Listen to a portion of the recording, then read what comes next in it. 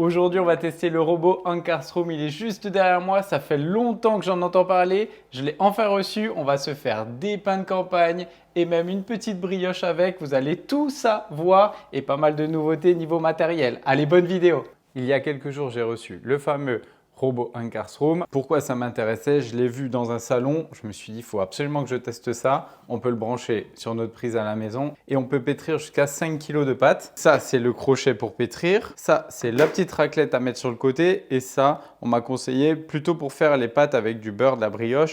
Mais bon, je vais tester tout ça. Objet numéro 2, c'est une chambre de pouce. Donc, elle est pliable. Ce qui est cool, vous montez votre petite structure. Vous mettez votre petite grille au fond.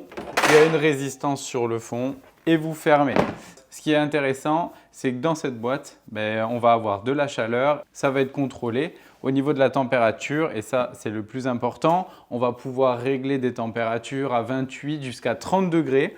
Et ce qui est bien, c'est que quand il fait un peu plus froid, vous allez pouvoir mettre votre pâte à pousser et ça va maintenir pendant des heures de la température. Si vous faites par exemple de la brioche au levain, c'est parfait. Si vous faites du panettone, encore mieux. Là, vous avez besoin d'une stabilité dans la pousse et ça, c'est vraiment top. Et c'est surtout que à la maison, tac, ça prend pas de place. Ça, c'est cool. Un autre truc pas mal concernant la fermentation, c'est une chambre à levain. Donc, c'est comme un mini frigo. Dans cette mini chambre, on va pouvoir tout régler également. Bon, vous avez un petit manuel. Hop, parce que là, c'est en Fahrenheit. On appuie sur plus et moins et on est en degrés. Moi, ça, c'est magnifique. Et ce qui va nous intéresser, c'est d'avoir le réglage. Donc, ça va de 50 degrés à 5 degrés. Bon, c'est parfait. Je vous rassure tout de suite, vous n'avez pas besoin de tout ça pour faire du pain au levain. Rassurez-vous. Mais c'est vrai qu'on va pouvoir avoir, par exemple, dans cette chambre, un petit peu de levain. On va pouvoir gérer les températures. Le levain, c'est des bactéries et des levures sauvages. Et ces bactéries, elles vont évoluer plus ou moins en fonction de la température. Il y a pas mal de boulangers qui vont stocker leur levain à 18 degrés. Ça va leur apporter une stabilité de la fermentation et ça va développer les bonnes bactéries. Si vous mettez un levain à 4 degrés au frigo, il n'y a aucun souci. Sachez seulement que vos bactéries vont se développer plus ou moins avec les températures. Si ça vous intéresse, vous pouvez regarder un petit peu et si vous êtes un fanatique du levain, peut-être que ça peut vous régler quelques problèmes. Et d'ailleurs, pour la vidéo, on va commencer par rafraîchir le levain. Je vais vous montrer ça. Hop, j'attends que ça chauffe. Pendant que ça chauffe, deux dernières petites choses. J'ai reçu des cloches aussi de cuisson. Alors ça, j'avais toujours voulu en avoir. Les cloches de cuisson, à quoi ça sert? Ça va nous permettre de cuire un pain avec une très belle coloration. On va retrouver la même chose avec des cocottes en fonte, mais la préchauffe est un peu plus longue. Là, le but, ça va être de préchauffer notre four à 250 degrés, de mettre notre pain et de recouvrir avec la cloche. L'intérêt de la cloche, c'est lequel? En cuisant, le pain va relâcher de l'eau et cette eau, elle va être maintenue dans la cloche. Si l'eau est maintenue, elle va se remettre sur le pain et ça va nous favoriser la coloration, la fameuse réaction de Maillard. Voilà, ça, c'est deux petits trucs qui sont pas mal. On va le tester en fin de vidéo pour la cuisson. Mais déjà, on rafraîchit le levain, c'est parti. Dans ce colis, il y avait pas mal de matériel et il y avait aussi deux choses. Une petite spatule pour son levain et un coupe-pâte. Personnellement, j'en ai pas besoin. Ce qu'on va faire, je vais vous le faire gagner et je vais même rajouter une corne spéciale boulangerie papa, une casquette. Voilà, bon, je suis généreux, c'est comme ça, c'est la fin de l'année. Et pour participer, c'est tout simple, vous mettez en commentaire de cette vidéo « J'aime le levain » et voilà, ça vous permettra de participer et dans une semaine, je fais un tirage au sort et je vous envoie un petit colis rempli de cadeaux. Allez, c'est parti, à vous de participer. Alors, mon levain, il est là, c'est Christelle. Au niveau du format de cette petite chambre à levain, il va falloir travailler avec des contenants qui sont assez hauts. Donc, c'est bien parce que vous allez pouvoir voir l'évolution de votre levain. Après, c'est un peu plus difficile à rafraîchir parce que moi, j'aime bien rafraîchir à la main. Alors, pour bien rafraîchir votre levain, vous avez besoin de levain, bien sûr. Donc ça, c'est la souche, c'est la mère, c'est ce qui va nous permettre de toujours avoir un levain. De la farine, moi, j'utilise de la farine T65 de tradition, donc sans additifs, surtout jamais d'additifs dans votre levain et de l'eau. Donc mon levain, il était au frigo, il est resté pendant 3 jours au frigo. Exactement, il est à 8 degrés. Donc je vais mettre 200 g de levain, 200 g d'eau à 40 degrés. J'aime bien mettre de l'eau à 40 degrés tout simplement car avec un levain très froid, en mettant une eau assez chaude, ça va permettre de directement partir sur une fermentation. Donc je mets mes 200 g et je vais mettre 200 g de farine. Voilà, je vais me faire une bonne quantité, comme ça j'en aurai pour la fin de la semaine. Et ensuite, moi je mélange à la main. Pourquoi à la main? Tout simplement, ça me permet de ressentir les températures. Ça, c'est très important. Donc, je vais sentir premièrement les températures et ensuite, deuxièmement, je vais ressentir la consistance. Et ça, c'est très important également. Et je trouve qu'avec un ustensile, on va moins avoir ces deux sensations. Donc, je mélange un tout petit peu pendant 1 minute. Et voilà, je vais avoir une consistance pas totalement liquide, un tout petit peu crémeuse. Et moi, c'est comme ça que j'adore mon levain. Je trouve que ça ne change pas trop la consistance de pâte. Là, c'est parfait. Allez, je prends mon petit récipient dans un bocal comme ça, dans cette chambre de levain. Je pense qu'on peut stocker facilement 1 kg de levain. Donc voilà, vous avez de quoi faire pendant des semaines et des semaines. Voilà, ma souche est prête. Pour les plus curieux, je vais checker ma température et mon pH. Donc là, je suis à 4,21 après le rafraîchi. Et vous avez vu, elle est à 22 degrés. Donc, il ne faut pas moins. Le levain, c'est bien qu'il soit actif. Et pour qu'il soit actif, généralement, moi, je vais chercher les 25-27 degrés. Donc voilà, là, ça va être parfait. 4,31. Je place dans ma chambre à levain. Donc là, moi, je l'ai réglé à 30 degrés. C'est ce qui m'intéresse. Je vais le laisser 3 heures et on va voir un petit peu le résultat. Allez, à tout à l'heure. Et pendant la pousse de mon levain, je vais préparer ma recette de pain qu'on va pétrir ensemble. Donc, j'aurais pu utiliser du levain qui sort du frigo, du levain froid, tout simplement parce qu'aujourd'hui, je vais utiliser de la levure fraîche en plus de mon levain. Pourquoi je fais ça? Tout simplement car la levure va m'assurer une première fermentation. Le levain va me faire gagner un peu en acidité. Donc, les pros levains, vous ne mettez pas de levure, ça va marcher aussi bien. Et moi, j'aime bien le côté un peu levure tout simplement parce que ça adoucit également le côté parfois trop acide du levain. Mais quand on a un levain bien rafraîchi à bonne température, normalement, on n'a que le côté lactique. Voilà pour les petites explications. Je mets à tremper quelques graines pour mettre dans mon pain aux céréales. J'ai mis 150 g de graines à couvert d'eau, de l'eau à 40 degrés pendant 3 heures. Allez, après 3 heures, on va voir ce que ça donne. Donc là, je l'ai augmenté un petit peu. Ça a bien monté, c'est mousseux. Bon, voilà, parfait. Hein. Et après, ce qui est intéressant, c'est que si besoin, vous pouvez descendre la température pour le stabiliser. Et voilà, ça permet de conserver son levain. Pour mon pétrissage, donc j'ai prévu tous mes ingrédients. Je suis parti sur une recette à base de farine de tradition T65, de farine de seigle type 130 et de farine de meule T80. Voilà, pour avoir un côté un peu campagne, rustique. Et ce qui est important, c'est que j'ai fait 2 kg. Donc, vous pouvez retrouver la recette sous la vidéo, bien sûr, détaillée avec la levure, le levain, le sel. Ce qui est important, c'est que j'ai fait une grosse quantité. Voilà, comme ça, je vais pouvoir tester la version un petit peu costaud. Donc, pour le pétrissage, tous mes ingrédients sont prêts. On va partir sur le pétrissage, le premier pétrissage. Et on va étudier ça ensemble. Première étape, régler la température de l'eau. Donc, les boulangers utilisent ce qu'on appelle la température de base. En fait, ça va me servir à avoir une température de pâte idéale en fin de pétrissage. Ce qui est difficile, c'est que je ne connais pas ce robot. Donc, je vais prendre cette température de base. 60, c'est défini par le boulanger. Et à la fin du pétrissage, une fois que tout est bien pétri, je vais prendre la température et je pourrai ajuster par la suite. Mais ça, c'est une notion de base de référence. Allez, j'y vais, c'est parti. Pour ce faire, vous prenez la température de chez vous, voilà, du fournier, on appelle ça. Là, on est à 25 degrés. On prend la température de la farine. Donc là, je suis à 21.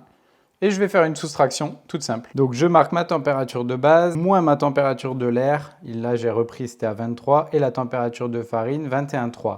Égale ma température de l'eau, 15,7. Donc ça, c'est la température de l'eau de coulage, on appelle ça. Donc, je vais préparer mes 1300 g d'eau là pour mes 2 kg de farine à 15,7. Voilà, le levain, il est bien mousseux. Je vais en prendre 10%. Donc là, j'ai 2 kg de farine. Ça va me faire 200 g. Allez, je vais le faire tourner une première fois pour voir ce que ça donne déjà. Donc là, il y a un petit minuteur, off-on. Et là, c'est pour la vitesse. Donc là, c'est première vitesse. Et donc là, j'ai mis le crochet et la petite spatule. Voilà, donc le mécanisme, hop, si j'ai besoin, je peux le défaire. Comme ça, je vais mettre mes ingrédients facilement. Donc là, j'ai 1,2 litre d'eau. Je vais verser ma levure, mon sel, mon levain. Et je vais verser du coup mes 2 kg de farine. Donc ma farine de tradition, ma farine de seigle et ma farine de meule. Voilà, je mets tout d'un coup. Normalement, ça doit marcher. Et je vais mettre mon petit crochet. Ce côté-là, hop, au fond, ça va. Hop, dans le petit bitonio là. Et ça, hop, comme ça, c'est armé. On va partir donc en petite vitesse. Allez, moi je vais faire quelque chose que je connais habituellement. Je vais mettre 4 minutes en première vitesse. Ça fait un peu peur. Ça bouge pas, c'est assez stable. Ça mélange gentiment. Ça fait 4 minutes, on va pouvoir regarder un petit peu de plus près. Donc on a la pâte qui tourne. Donc ce qui est marrant, c'est que vous avez compris, c'est la cuve qui tourne et qui crée l'étirage. Et on peut jouer avec ce côté mobile là. Le principe, c'est que la cuve va entraîner la pâte pour avoir un pétrissage qui va se créer. Là, on va voir, ça va se tirer. Donc là, j'ai essayé directement avec une grosse quantité. Là, je vais avoir 3,5 kg de pâte. C'est ça qui m'intéresse, c'est de voir vraiment la capacité du matériel. Donc là, j'étais à une toute petite vitesse. Je vais augmenter un petit peu la ténacité, comme ça, je regarde un petit peu. Allez, je mets à mi-parcours. Si besoin, on a une petite corne. Donc ça va me permettre d'emmener la pâte vers le fond. C'est ce mouvement-là qui va m'intéresser, que la pâte s'étire. Voilà, exactement comme ça. Je vais rajouter un petit peu d'eau pour avoir 65% d'hydratation. On voit que l'hydratation est mieux là à 65% et que ça s'étire gentiment. De l'autre côté de la machine, vous avez une petite vis qu'on peut tourner qui permet de bloquer ou faire tourner notre bras là. Donc là, sans le racloir, j'ai vraiment mis une vitesse un petit peu supérieure. Voilà. Et là, pendant 2 minutes, ça va bien tourner. Donc là, je vois qu'il y a une action qui se crée là, entre cette partie-là. Et ça va étirer la pâte, ça va créer le réseau glutineux. Avec une pâte qui est hydratée correctement, ça marche bien. J'ai un peu plus peur sur une pâte un peu sèche. Au fond, ça s'étire bien. Et je pense que dans 3-4 minutes, c'est fini. Ça, c'est vraiment le geste des boulangers qui viennent toucher la texture là, qu'on ne peut pas faire avec un batteur. Et là, ça me permet de voir là ce fameux étirage soufflage. Là, je vois que ça étire mon gluten gentiment. Je pense que ça va être bon. Bah voilà. Comment on va garder la consistance déjà en touchant de manière simple et rapide. Ok, vous avez vu, ça ne colle pas à ma main, c'est tout simplement parce que je coupe très vite et je touche la pâte très vite. Là, je vois que mon voile est créé. Donc là, ça y est, c'est pétri. Je vais prendre ma température. Donc j'ai une température de 29. Donc là, ça veut dire que ma température de base, au départ, était un peu grosse. Donc je pourrais prendre 58. Je vais descendre ma TB. Et c'est pour ça que peut-être que ma pâte est un peu collante, en plus du seigle. Mais voilà, ça va très bien se travailler, il n'y a aucun souci. Ce que je vais faire, je vais en prendre une partie pour mettre des graines, pour faire un pain aux graines. Donc je vais prélever 1 kg. Et là, quelque chose de super intéressant aussi, votre petit levier là, vous l'enlevez jusqu'au bout, tac, et ça vous permet de soulever, voilà, si je ne me trompe pas, votre cuve. Et donc vous pouvez sortir votre pâte.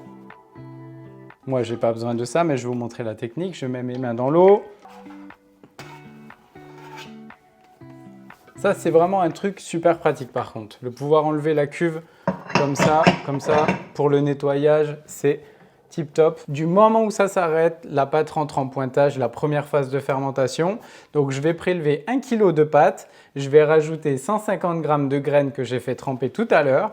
Et je vais me faire, avec le reste, un pain aux graines. Et pour le reste, vu que j'ai graissé mon bac, j'ai tout simplement à prendre ma pâte. J'ai une pâte parfaitement lisse. Si je joue avec mes mains, que mes mains ont été trempées dans l'eau, il n'y a aucun souci. Et donc là, je vais la laisser en pointage, la première phase de fermentation, pendant 1h30 à température ambiante. Mes graines qui ont trempé dans l'eau, donc j'avais 150 g de graines, j'ai 1 kg de farine. Allez, maintenant pour essayer, je vais mettre le rouleau. Donc il faut savoir qu'en France, on pétrit généralement avec des crochets, des spirales et tout, mais dans certains pays, on va pétrir les pâtes avec des laminoirs, en laminant. Je vais mettre mon petit racloir, je vais mettre mon rouleau et on va voir ce que ça donne. Donc toujours aussi facile, je mets mon rouleau. Je vous rappelle, c'est la première fois que je m'en sers, hein, donc hop, si ça marche, c'est que c'est facile. Voilà ce que ça donne. Je mets en petite vitesse et c'est reparti. Alors c'est pas mal, hein, d'avoir une plus petite quantité, ça me permet de voir un peu mieux ce qui se passe. Voilà, ça pétrit pas mal du tout. J'ai mis à la petite vitesse, hein, la plus petite vitesse, et j'ai mon racloir qui est sur le côté. Et là, je vois qu'il y a un bel étirage. Donc ça, c'est très positif. Et ça nous fera un joli petit pain aux céréales. Allez, la fin du pétrissage. Donc j'ai pétri pendant 4-5 minutes. Je trempe bien mes doigts dans l'eau et je vais regarder, comme tout à l'heure, un petit peu mon réseau glutineux. Donc je vois que ma pâte est lisse et bien formée. Donc là, tout est bon. Je vais la mettre dans un bac en pointage pendant 1h30. Voilà, et je lève toute ma pâte. Ici, je travaille vite, mes mains ne collent pas. Parfait. Allez, je vous montre une petite technique de boulanger pour ceux qui n'aiment pas le nettoyage. Donc, généralement, on le fait sur des pétrins à axe oblique. Ben, il suffit de faire tourner, de prendre une belle petite lavette, comme ça. Voilà, il faut bien profiter des avantages de tous les outils. Ça me permet de nettoyer en mode tranquille. Et voilà, nickel. Allez, on pétrit la brioche. J'ai préparé une brioche rapide. Donc, j'ai mis 500 g de farine pâtissière, 10 g de sel, 65 g de sucre, 15 g de levure, 150 g d'œufs, 150 g de lait et 150 g de beurre que je mettrai une fois que ma pâte sera pétrie. Dans les pétrins, dans les batteurs, je vous conseille, on commence toujours par les liquides. Très important. Ensuite, je mets tous mes ingrédients secs. On va la faire simple et efficace. Et pour pétrir, je vais mettre mon petit rouleau, mon racloir. Je vois que tout est mobile, c'est bon. Et je vais pétrir en première vitesse. Donc, on met doucement et on va voir le pétrissage avec le rouleau laminoir. On va voir. Et bien sûr, un petit chrono. De temps en temps, on nous conseille de jouer un peu avec le racloir. Voilà, ça c'est dans le livre. Pendant ce temps-là, je prépare mon beurre, 150 g. Allez, 4 minutes, mais c'est pas mal tout ça. Ok, je vais mettre un peu plus rapide. Ouais, je vais essayer d'étirer un petit peu plus la pâte. Donc ce qui est important, c'est d'attendre que le réseau glutineux soit créé avant de mettre le beurre. Allez, je vais mettre 6 minutes. Voilà, il reste quelques secondes, donc j'ai mis un peu plus rapide. Et si on veut, on vient embêter un petit peu. Et là, vous voyez l'étirage, ça c'est ce qu'il me faut. On va regarder ce que ça donne après 10 minutes. 4 minutes en première, 6 minutes un peu plus rapide. Là, j'ai mon réseau qui commence à se créer. Donc c'est une recette que je connais par cœur, hein, donc je suis vraiment habitué à la faire. Donc ça ressemble un peu à ce qu'on va retrouver avec un batteur. Je peux laisser encore quelques minutes pour avoir un réseau encore mieux créé et dans, allez, à mon avis, 1 minute 30, je mets mon beurre. Mon réseau s'est créé et ça c'est important pour bien absorber le beurre. Et donc là, je vais mettre mon beurre. Je vais le faire en 2 fois et on va se mettre petite vitesse. Ça, c'est après 5 minutes avec le beurre. Ce qui est marrant, c'est que la pâte, elle est renvoyée autour et là. Donc ça, c'est bien, ça fait un étirage, hein, toujours la même recherche. Et là, dans 2 minutes, je pense que c'est bon. Et pour essayer, je vais le laisser en pointage dans la cuve. Donc après, allez, à peu près 5 minutes, 6 minutes avec le beurre. Voilà, je vais prendre ma pâte en main et je vais regarder si le réseau est créé. Donc le réseau est créé. Alors, il n'est pas incroyablement créé. Ok, on peut lire à travers, donc là c'est parfait. L'objectif est atteint. Et n'oublions pas qu'en boulangerie, donc le pétrissage va créer le réseau glutineux, mais il y a également le pointage. Donc là, je peux sortir mon matériel, tout est propre, parfait. Je vais mettre un petit coup de corne, voilà, comme ça on est très bien. Je parle souvent de la pâte qui colle. Parce qu'on me demande beaucoup pourquoi ma pâte colle. C'est tout simplement parce qu'on ne travaille pas assez vite généralement. Donc là, en travaillant vite, on a une belle pâte bien lisse. Et donc avec le pointage à température ambiante de 30 minutes, on va avoir une pâte parfaite. Donc je prends le petit couvercle, je couvre, je mets un petit chrono de 30 minutes. Hop, et pendant ce temps-là, on va faire la plonge. Allez, pendant les dernières minutes de pointage de ma brioche, je vais donner un rabat à ma pâte. Donc mes pâtes à pain, là ça va faire à peu près 1h30 qu'elles sont en pointage à température ambiante. Je vois que la fermentation n'a pas trop démarré. Ça, vous allez le voir quand la pâte va un petit peu prendre du volume. On trempe bien les mains dans l'eau.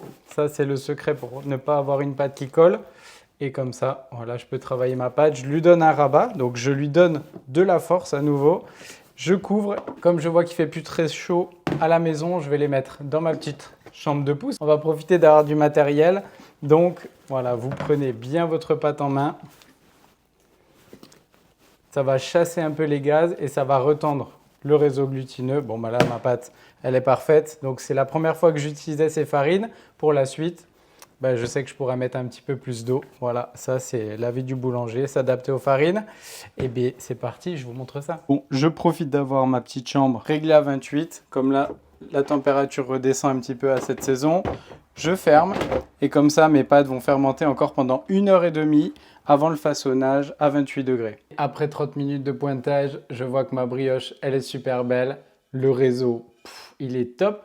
Bon, ça, c'est le secret du pointage et un bon pétrissage.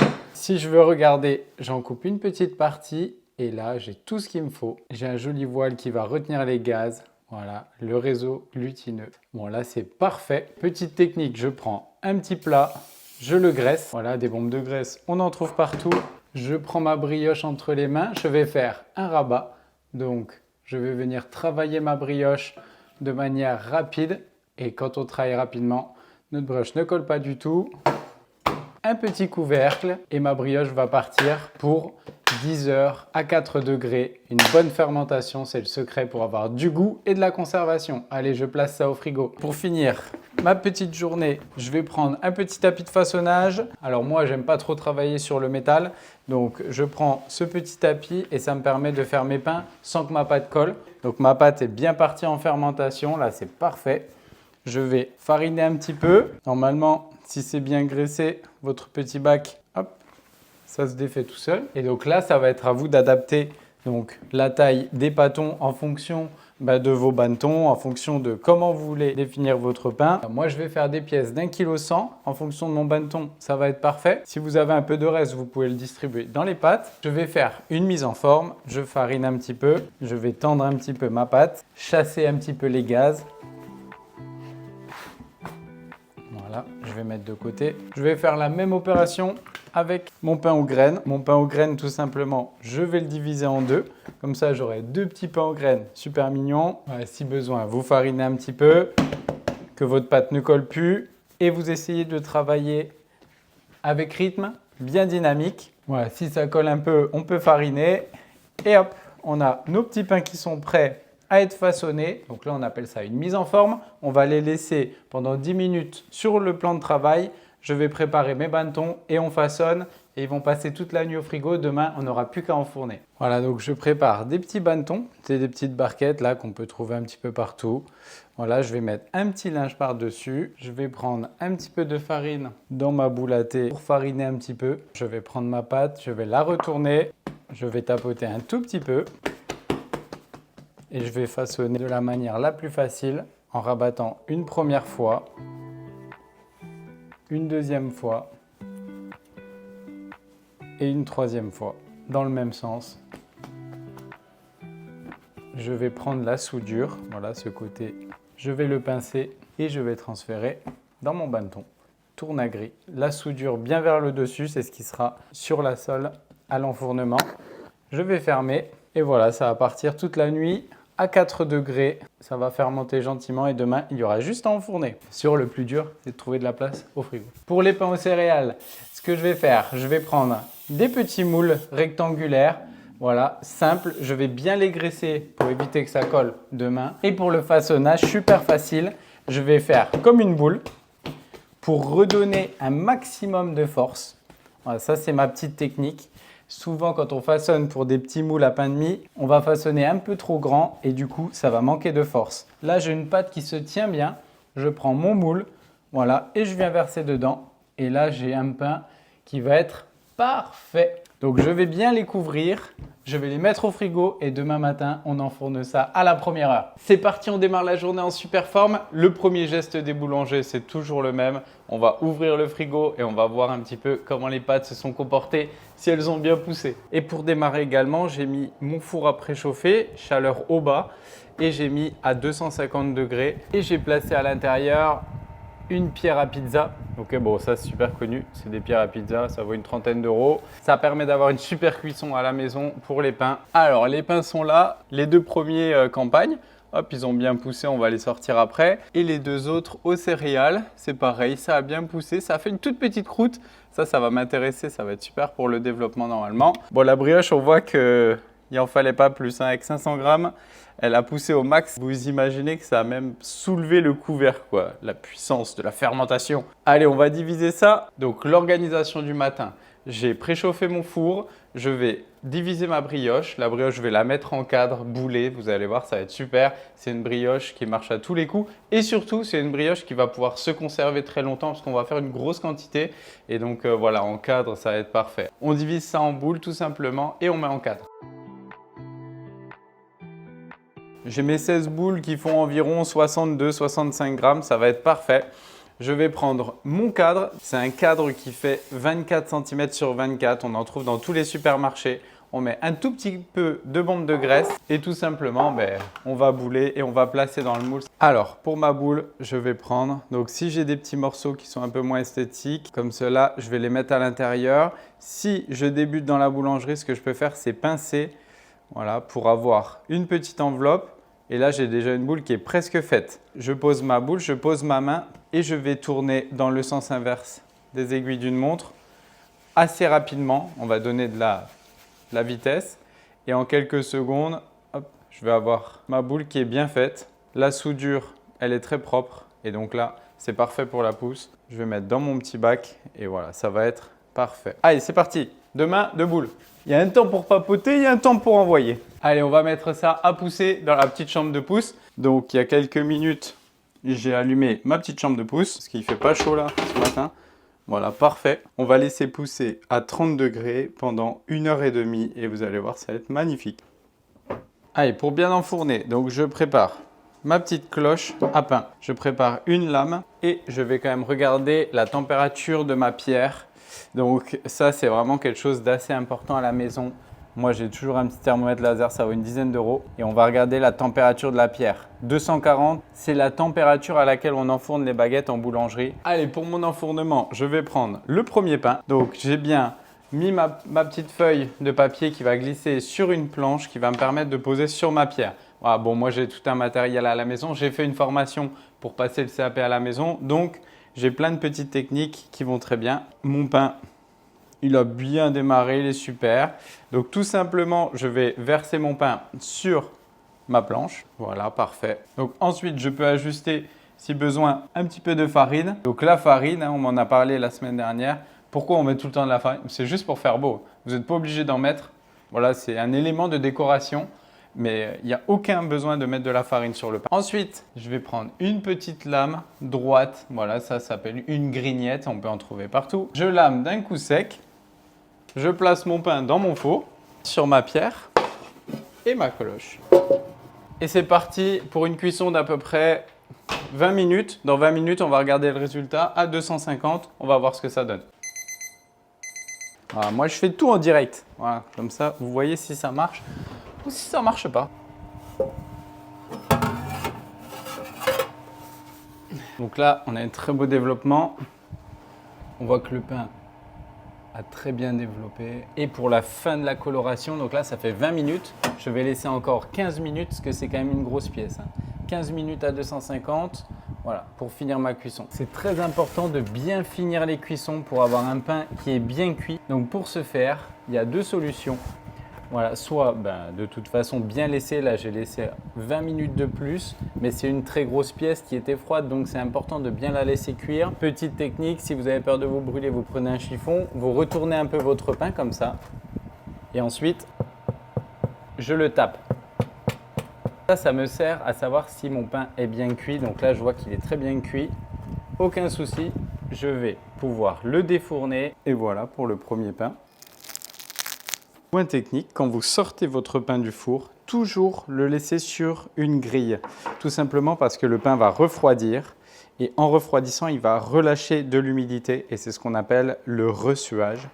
Voilà. Et ça, c'est très important de le faire sur grille pour avoir une cuisson parfaite. Pendant les dernières minutes de cuisson, je vais vérifier mes petits céréales, donc je vais les sortir du frigo. C'est légèrement croûté, mais c'est pas grave, vous allez voir, on va mettre un petit peu de spray avec de l'eau et on va recouvrir de graines. Pour la précision, c'est des moules de 19 cm par 10 cm. Ce qui est intéressant, c'est que je vais pouvoir mettre ma cloche et que ça tient. Je vais avoir en tout 2 pains de 600 grammes. Voilà, aux céréales, ça va être parfait, vous allez voir, ça va être délicieux. Je vais humidifier un petit peu le dessus. Ça va assouplir la croûte et ça va me permettre de faire coller mes petits céréales. Donc, j'ai pris un petit mélange de céréales, là, comme ça.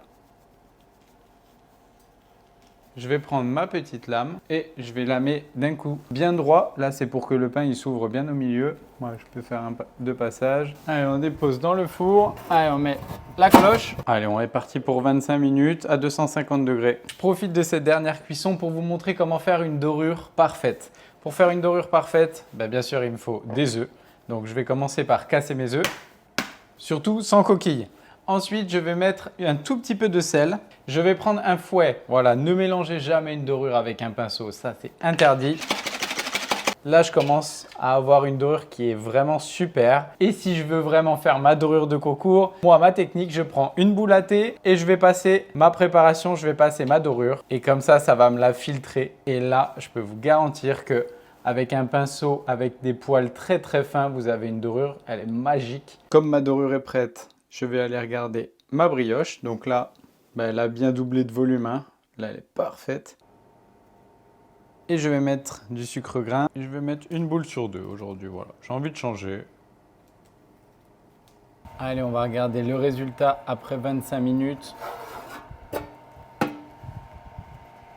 Magnifique, mais superbe, la recette parfaite. Et on va laisser cuire comme tout à l'heure à 250 degrés pendant 10 minutes pour finir de colorer. Alors comment savoir si mon pain est bien cuit? En fin de cuisson, je vais sortir mon pain du four, je vais planter un thermomètre dedans et s'il dépasse les 93 degrés, généralement c'est ce qu'on va dire, donc là il est à 97, c'est que l'intérieur est bien cuit et que votre pain est nickel. Donc là on va pouvoir le démouler, mettre sur grille pour le ressuage et enfourner la brioche. N'oubliez pas cette règle importante, quand je défourne des pains, surtout des pains moulés, je les mets bien sur grille pour finir le ressuage, voilà, pendant 30-45 minutes. Sinon, ça va impacter sur la conservation de vos produits, ça c'est très important. Pour l'enfournement de la brioche, on va mettre une chaleur au bas ventilée et on va pas cuire trop chaud, on va cuire à 150 degrés, ça va être largement suffisant. Allez, direction le four pour 25 minutes. Pour la cuisson de la brioche, c'est comme tout à l'heure, on va prendre notre thermomètre et on va viser les 92 degrés. Et là, à cœur, je suis à 93 degrés, donc c'est bon, elle est parfaite. Ça, c'est pas une belle brioche, les amis.